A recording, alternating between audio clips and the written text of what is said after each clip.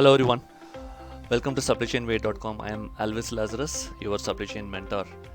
So today's topic is what makes supply chain complex and exciting. It's kind of my favorite video. The reason is it indirectly explains what makes my job complex as well as exciting. So without wasting much time, let's get it started. So if you look at this supply chain model, it looks fairly simple, isn't it? In reality, it is not the same. So we are going to find out what actually induces complexity into the supply chain, which looks pretty simple in the supply chain model. Okay, to start with, the first thing which induces complexity into the supply chain is customer expectations. Every supply chain is built basis the expectations of the customer.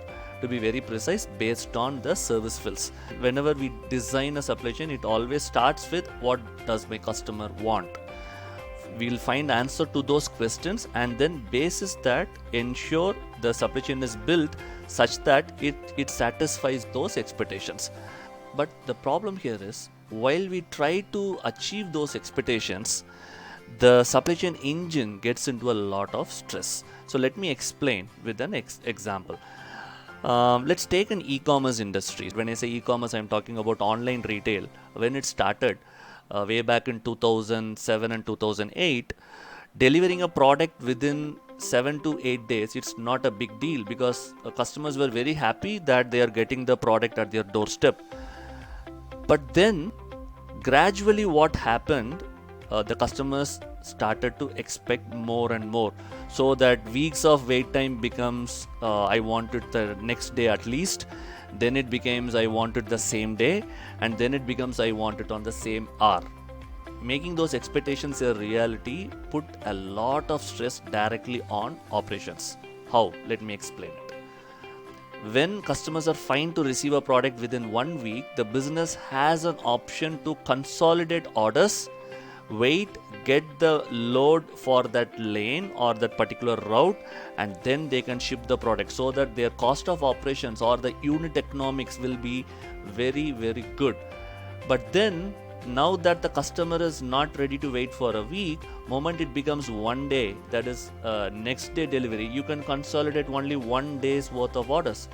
And then when it becomes few hours of wait time, you need to consolidate your orders within those set of hours.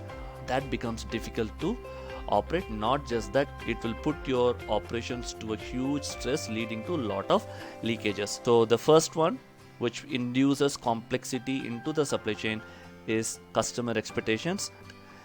The second point is striking the optimization. One of the beauty of supply chain is there is nothing called as a best solution. There is always an optimum solution. Let me explain it with an example again here.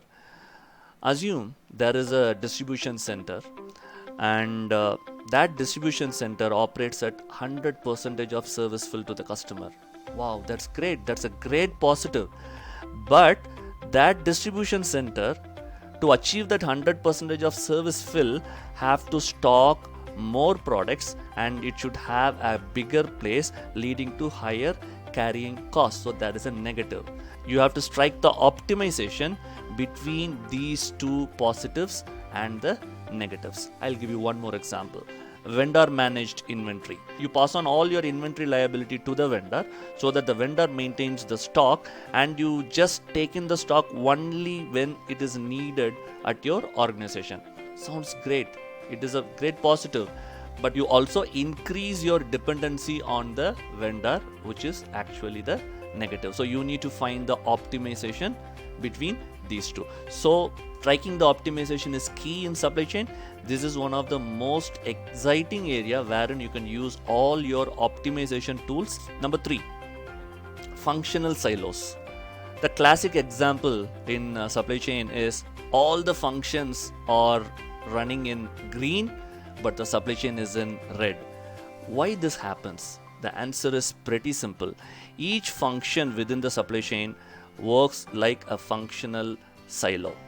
That means their targets are only for that function, but as an overall supply chain, if you see, actually those targets are negatively impact the other function. So let me take an example. I'll take a sourcing example.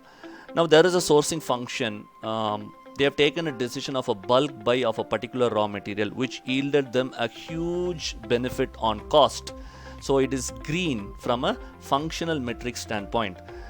But what we fail to understand is because of that bulk buy, you have not prepared additional space to store, you have not considered the shelf life, you have not considered the additional preservation which is needed, we have not considered the additional carrying cost which is involved. Moment we start to function as a silo, the overall supply chain could be in red. So in this example what I have said, clearly the cost benefit analysis has to be done as a team, but if you are working as a functional silo, you may tend to miss it. So working as functional silos, which still prevails in many supply chain, pose a huge complexity on the supply chain. The fourth one is quantifying the uncertainty. So if you again see the overall supply chain, right from sourcing, manufacturing, warehousing, transportation, there is a lot of uncertainty involved. Whether my sales will be the same way as predicted, whether I'll get the orders on time, whether supplier will ship the product as promised, whether the product will reach me without any damages, whether the product will reach the customer on time. So like that, n number of uncertainty which prevails within the supply chain.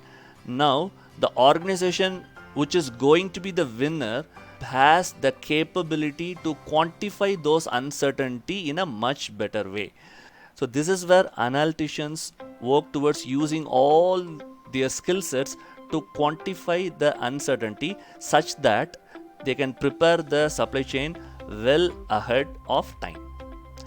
The fifth one and the last one is scale of operation.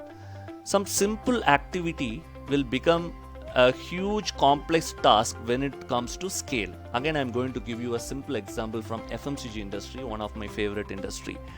Think about an organization X manufacturing a single flavor of biscuit, and from there shipping that product to a single shop, and from there a single customer comes in, buys the products and walk off. Now the same scenario, there is an organization Y which manufactures 100 different flavors of biscuits, ships it to millions of outlets across the country, wherein each hour millions of customers walk in and buy products from those shops. Now you can imagine how a simple workflow has become much complex. So scale of operations adds in the complexity into the supply chain. To summarize, factors that induce complexity in supply chain: number 1, customer expectations; number 2, striking the optimization; number 3, functional silos; number 4, quantifying the uncertainty; and number 5, scale of operations. So that's it on this video lesson. Thank you so much for watching. If you have any questions, feel free to write down on the comment section and I would be glad to answer them. Thank you so much.